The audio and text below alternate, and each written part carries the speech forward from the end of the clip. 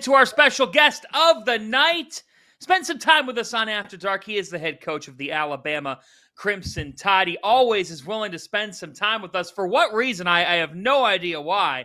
It is the head coach of Alabama, Nate Oats. Nate, congratulations on the win earlier today. We were talking about it. Life in the SEC to have earlier this week, and now, hey, all you have to do is go to Lexington, and here's what you guys did. You score 102.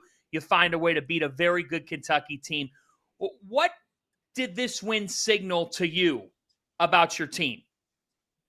Yeah, I mean, we've got some toughness, some resilience, bounce back after the loss we had Tuesday. Especially that's a good environment. You go into Rupp, I mean, people are really behind them. Pope's done a really good job in year one. Those people love him. They're supporting them. They made a couple runs at us, and that last run that we, they made a run. I think they tied it. I can't remember how many minutes to go, but we made a big run after that, opened it up to 9 pretty quick after. I think our guys got some toughness, some resilience. Offensively, I think we're as good as anybody in the country. We still got a little ways to go on defense, but it's coming. I think we got some toughness. Nate, I think what you have that separates you from maybe every other team when it gets down to it is Mark Sears. And I wouldn't have said that back in November at Players Era because I thought he was struggling. But now, man, the way he gets into the lane, and again, he didn't shoot a great percentage today, but he can get to the basket whenever he wants. And I think he's looking to pass far more than I've ever seen him now. And he gets guys easy looks. What's that maturation been like even within this season for Mark Sears? No, it's been big. I mean, it's the reason we're playing well. I mean, he's moving the ball. He's not turning it over. He just had a 10-assist game just a few games ago. I think he had 6. He's averaging over 6 in SEC play. So he had 9 tonight, I think. Yeah, 9 assists, 1 turnover to go into Rupp. Had 9 assists and only 1 turnover. It's pretty impressive. I thought he came back to try to win a national championship and to play his way up in the draft, and the big knock on him was his defense. So he's played a lot harder all year on the defensive end. He's still got a little ways to go, but he's getting better on defense. But then offensively, I think he had to kind of figure out, like, when you're preseason player of the year candidate, like he was a lot of places, a lot of teams are going to build their defense to stop you, and you got to be able to be a great screener, be an assist guy. I thought he really struggled at Purdue. He came back and really tried to do the right thing against Illinois and swung the pendulum kind of too far the other way and wasn't aggressive enough scoring. I mean, it's still what he does is score the basketball. So I think his aggressiveness in scoring opens up passing opportunities, and then you got to take the passing opportunities when they're there. And I thought he did a really good job tonight. I mean, he moved the ball around great, had to lob to Cliff, kick out 3 to Barron, kick down 3 for Youngblood. Like, he had the ball moving today. You got 25 and 11 from Grant tonight, Nate. He had 21 points in the last 3 games combined before tonight. When he is playing like this, with that level of aggressiveness offensively, the kind of physicality inside, how does it change the dynamic of your team? I mean, he gives us scoring presence, on the perimeter and interior.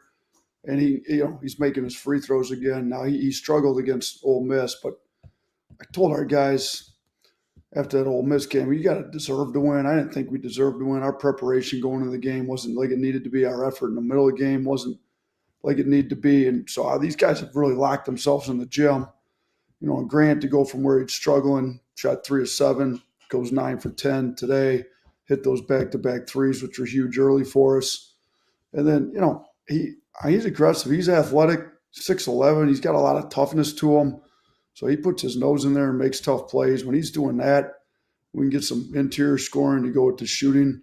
With Sears, and when LeBaron makes 3 or 5 from 3, it makes us a lot better too. But now that Youngblood's shooting it and getting more comfortable in the offense, and just with his ankle, and Sears doing what he's doing now, and Holloway, and we got good perimeter players, and then we needed some interior scoring. I think Grant was great at it today. Nate, there was a sequence last Saturday when you guys are out of Texas A&M, and Mark Sears had 3 looks at a 3, and on the third one, he buried it. And we were talking as we were watching the game, being like, that right there sums up to us what your psychology is all about. Of he's open all 3 times, and he hit the third one, and it was a remarkable sequence of basketball, and also trust from his teammates that, yeah, he's going to hit one of these. So it gets me thinking of, one, how do you accomplish what you want to do offensively? Because if it were easy, a lot of people would do it. And where does that come from? Where did you develop your psychology of offense, your philosophy of how you play? Where's it come from? So, yeah, I remember that sequence you talked about was great. I mean, Sears missed. Jaron Stevenson makes tough play, kicks it out, shoots a deep one. LeBaron, I mean, I think we kept it alive. LeBaron scoops one up. Zero hesitation on any of them. The teammates all wanted him to shoot it. I remember we had a game. I can't remember who it was against. Holloway took 19 threes in a game not too long ago this year, and we got in video the next day, and I was kind of mad at him. Like, he turned down 3. I'm like, dude, you should have had 22. And I said, does anybody in here care if he takes 22 open threes? And they're like, no, like, shoot him. Like, so if it's a good shot, I mean, our guys get more mad at their teammates when they turn down good shots.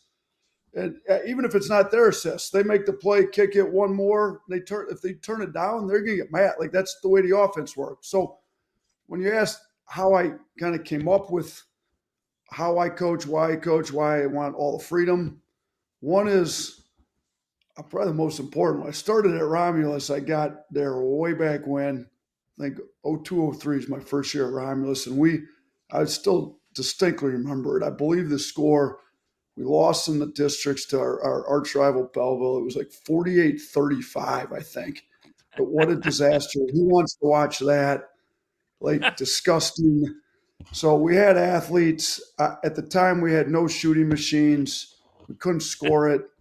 I just said, that's never going to happen again. I went out, I fundraised. I bought one, gun shooting machine. I just said, like, we're going to take all these athletes. We're going to turn them into skilled basketball players. So we lived in the gym year-round, 6 a.m. after school. I spent way too much time in the gym, but we made players. And then so my thing was, if you're going to spend all this time in the gym developing players, why are you going to handicap them and hamstring them when it comes time to play the games? If you're going to, if they can use the skill you're working on and you allow them to play with freedom on offense, they're going to want to get in the gym even more because they're going to know that they can use it. So our guys are gym rats. I thought we had to turn that back up. We did after the Ole Miss game. Our guys were in there.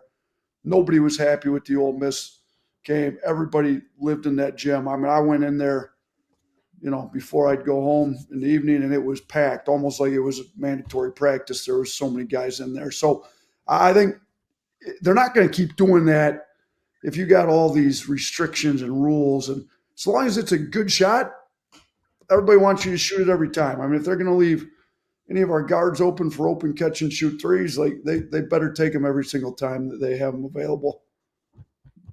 All right, I got one more for you.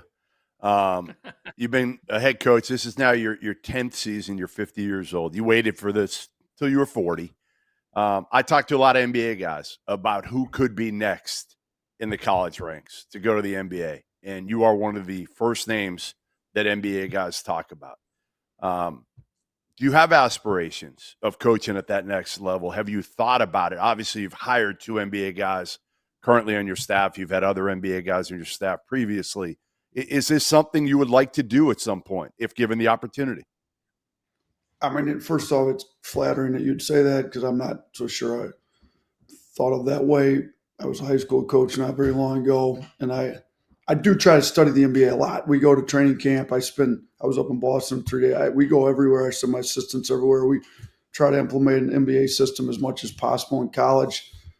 But if you go back, when was my 2013? So was that 12 years ago when I'm still at Romulus? I've just been happy to be a lifetime Division I assistant. Buffalo. So I didn't have to teach any math anymore. And look, I will say this. When I do talk to the NBA guys, and it is flattering, I appreciate it, but we've got some unfinished business here at Alabama. And